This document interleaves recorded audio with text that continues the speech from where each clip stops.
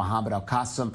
Mohammed, we just heard in Eli Hochenberg's video changes in some voting patterns for India at the United Nations. So they are shifting somewhat in their approach to the Israeli-Palestinian conflict, though maybe it's certainly not a 180-degree turnaround. Not, but it's very, it's somewhat worrying for the Palestinians, whether it's the PA or Palestinians. The Middle East desk spent the day yesterday in Ramallah and talked to a number of Palestinian officials and others. Let's have a look at what we came back with. Finally, Israel is getting the relationship it wants with India. India's Prime Minister Narendra Modi is on a 3-day official visit to Israel, the first ever by an Indian head of government. Relations between Jerusalem and New Delhi are at a historic high. The two countries are expected to sign deals to boost their military, technology and economic ties. Apparently, this visit to Israel is a pure business, which means that India and Israel are promoting and are developing business interests, economic interest, mutual interest that of great importance to the both countries. But the most significant element of Modi's trip may lie in its diplomatic impact. India has historically been a staunch supporter of the Palestinians, especially when former Palestinian leader Yasser Arafat was still spearheading the Palestinian cause.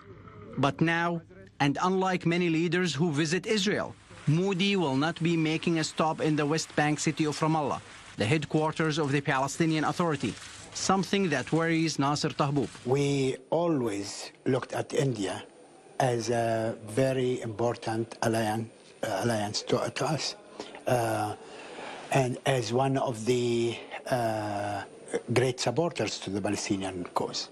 And I will be extremely worried if this status of India has been changing. Jibril Rujub, member of the Fatah Central Committee, a governing party in the Palestinian Authority, placed down the Prime Minister not visiting the Palestinian territories. We are not worried. India is committed to this two-state solution, committed supporting the Palestinian people's right in self-determination to have our own independent sovereign state. But Tahboub says the PA leadership may be in denial. Maybe the Palestinian leadership does not like to confess that there is a change, or the Palestinian leadership is not capable of absorbing what's happening.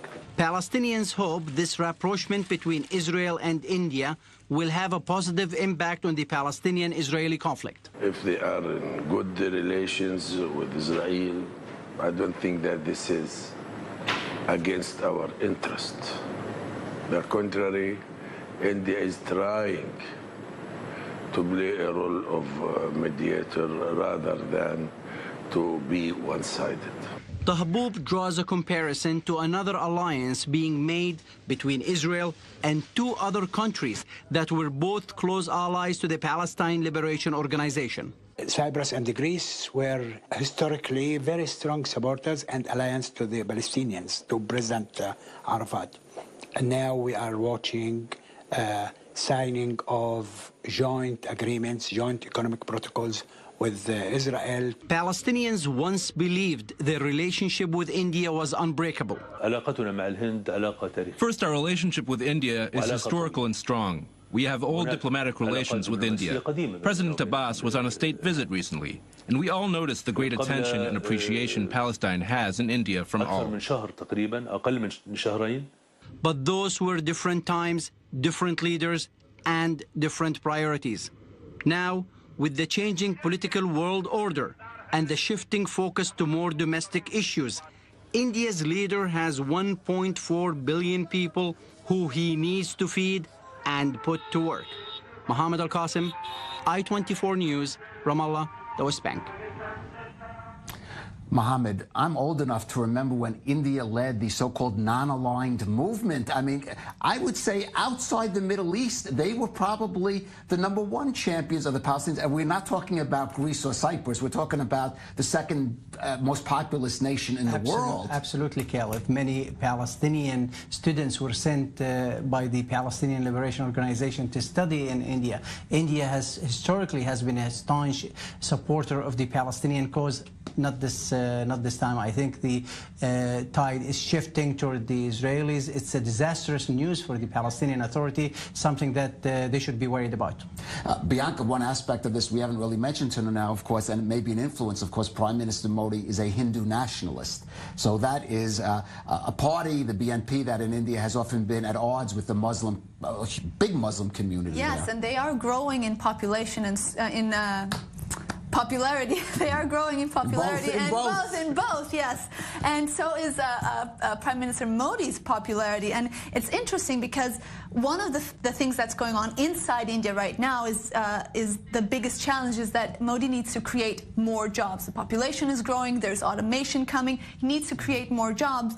And one of the things he's planning to is to make India's economy basically cashless. And so last November he did in a bold move this demonetization to curb corruption. No cash meant a lot of middle and lower class Indians suffered. It didn't change anything. It didn't change his popularity. It remains intact. We're looking at a strategy really which is to transform the Indian economy, and Israel can bring him a lot of this change. This is why we're seeing this shift in the tide, or India needs Israeli technology, and Israel needs the Indian market. Right. So, and we should mention one of the comments or jokes that Prime Minister Netanyahu said at the airport was he was joking that the two most common languages you hear in Silicon Valley these days are Hindi and Hebrew. So they have that sort of tech connection that is another, just like there's gas that we discussed in that video that connects now Greece and Cyprus with Israel. There's now that tech connection that is really a common denominator between the Indian economy and, of course,